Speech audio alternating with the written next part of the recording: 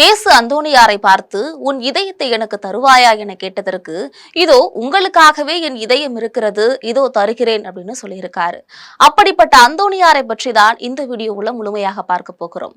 நான் உங்கள் விஜி ஜெனிஷா அகஸ்டின். இது நம்ம ஜெம் சாக்ரட் டிவி. கோடி அற்புதர் என கொண்டாடப்படுபவர் தான் தூய அந்தோணியார். காணாமல் போன பொருள்களை கண்டடைய, பேய்களை விரட்ட இவருடைய துணையை நாடுவர். செவ்வாய்க்கிழமை இவருக்கு ஒப்பு கொடுக்கப்பட்ட நாள். ஒவ்வொரு மாதமும் முதல் செவ்வாய்க்கிழமை என 9 மாதங்களுக்கு அல்லது தொடர்ச்சியாக 9 செவ்வாய் என நவநாள் ஒப்பு கொடுப்பது வழக்கம். ஜூன் 13 இவருடைய திருநாள். வழக்கமாக 13 துரதிர்ஷ்ட எண் என்று சொல்வர். ஆனால் கத்தோலிக்கர்களுக்கு 13 என்பது தூய அந்தோணியாரின் எண். உலகெங்கும் இருக்கக்கூடிய மக்கள் பலர் பதுவை நகர் அந்தோணியாரை நாடி அவரிடம் மன்றாடி அவர் வழியாக இறைவனிடம் எண்ணில்லாத ஆன்ம உடல் நலன்களை பெற்று வருகின்றார்கள். தூய அந்தோணியார் போர்ச்சுகல் நாட்டவர். 1195 ஆண்டு ஆகஸ்ட் திங்கட்கிழமை 15ஆம் நாள் விஸ்பன் நகர்ல பிறக்கிறாரு. அவருடைய பெற்றோர்கள் மார்டின் மேரி. இவர்களுக்கு 3ஆவதாக பிறந்த குழந்தைக்கு பெர்டினாந்து என்று பெயர் வைக்கிறாங்க. பெற்றோரை போல குழந்தையும் சிறு வயதிலிருந்தே இறைப்பற்றிலை திளைத்து நற்குண சிலராக வளர்ந்து வந்தாரு அந்தோணியார். சிறுவர் பெர்டினாந்து ஒரு நாள் ஆயரக ஆலயத்துல உருக்கமாக பிரேயர் பண்ணிட்டு இருந்தாரு. அப்பொழுது திடீரென்று பயங்கர உருவத்தில் ஒரு அழகை, அதாவது பேய் ஒண்ணு அவர் கண் முன்னாடி தோன்றியிருக்கு. சிறுவன் அன்றி ஓடவில்லை. மன துணிவுடன் தான் முழந்தாளில் இருந்த சலவைக்கல் மேல் திருச்சிலுவை அடையாளத்தை வரைஞ்சிருக்காரு அந்தோணியார். அந்த அழகை, அந்த வரைபடத்தை பார்த்த பிறகு அப்படியே அலண்டோடி ஓடி இருக்கு. அந்த கல்லில் பதித்த திருச்சிலுவை அடையாளத்தை இன்றும் கூட நீங்கள் காணலாம். கூறிய நுண்ணறிவு படைத்த பெர்டினாந்து திறம்பட கல்வியில் தேர்வு பெற்றாரு. ஆன்ம குருவினை கலந்தாலோசித்து தூய அகஸ்தின் துறவர சபையில சேர்ந்தாரு. ஊர் உறவினரை விட்டு விலகி இருப்பதே நலம் என்று உணர்ந்த பெர்டினாந்து தன்னுடைய விருப்பத்திற்கிணங்க அதிபரின் அனுமதியின்படி கொய்ம்ரா என்னும் இடத்திற்கு சென்று குருத்துவ கல்வியும் படிக்கிறாரு. 1219 வருஷத்துல தம்முடைய 24ஆம் வயதுல குருப்பட்டமும் பெறாரு. மொரோக்காவில் மறைசாட்சிகளாக இறந்த 5 பிரான்சிஸ்கன் சபையோரின் திருப்பண்டம் கொண்டு வரப்பட்டிருக்கு. இதனை பற்றி சிந்தித்த பெர்டினாந்து தானும் அவ்வாறே கிறிஸ்துவுக்காக மறைசாட்சியாக இருக்க வேண்டும் அப்படின்னு தனியாத தாகம் கொண்டாரு. எனவே 1221ஆம் ஆண்டு தூய அகஸ்தின் சபையை விட்டு விலகி பிரான்சிஸ்கன் சபையில சேர்றாரு.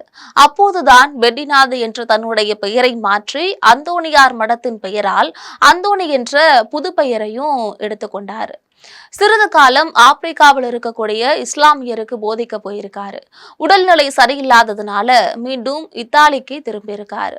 அதன் பின்னர் பதுவை நகரில் மறையுரையாற்றி பேரிடி முழக்கமும் செஞ்சாரு. அவரின் மறையுரையை கேட்க ஆலயங்களில் இடம் கொள்ளவில்லை. கிறிஸ்தவ கோட்பாடுகளை, அந்த நாட்களில் நிலவிய தப்பறை கொள்கைகளை எதிர்த்து ஆணித்தரமாக போதித்தாரு. இந்த நிலையில தாம் வாழ்ந்த காலத்திலும் இறப்பிற்கு பின்னும் கடவுள் அளித்த கொடையினால் அநேக புதுமைகளும் செய்தாரு. இதனால கோடி அற்புதர் தூய அந்தோணியார் என்ற சிறப்பு பெயரையும் பெற்றாரு. வாழ்ந்த காலத்தில் கடவுளுடைய அருளால இவர் செய்த புதுமைகளால் இவரை நாடி வருவோர் ஏராளம். நாள் ஒன்றிற்கு 13 புதுமைகள் மட்டுமே செய்ய கட்டளையிட்டாரு. ஒரு நாள் இவர் அன்றைக்கு செய்யக்கூடிய 13 புதுமைகளையும் செய்து முடித்த பின்பு மாலையில் வெளியே உலாவ போயிருக்காரு. அப்பொழுது உயரமான கட்டடத்திலிருந்து ஒருவர் தவறி விழுந்த வேளையில, அந்தோணியாரே என்னை காப்பாற்றும் என்று உதவி குரல் எழுப்ப, இவர் அவரை வானத்திலேயே அந்தரத்தில் தொங்க வைத்ததாகவும் அருகில் இருந்த மடத்திற்கு சென்று தலைமை குருவிடம் 14வது புதுமை செய்ய அனுமதி பெற்று அவரை தரையில் பத்திரமாகவும் இறக்கியதாகவும் கூறுவர். ஒரே இடத்துல அவரு 2 இடங்கள்ல போதித்ததாகவும் புதுமைகள் செய்ததாகவும் வரலாறு இருக்கு. தூய அந்தோணியார் குழந்தை இயேசுவை காட்சியில் கண்டு கையில் ஏந்தியதாகவும் கூறுவர். ஆகவேதான் படங்களில் அவருடைய கையில் குழந்தை இயேசுவும் மற்றொரு கையில திருமறை நூலை கையில் வைத்திருப்பதாகவும் படம் பிடித்து காட்டப்படுகிறது.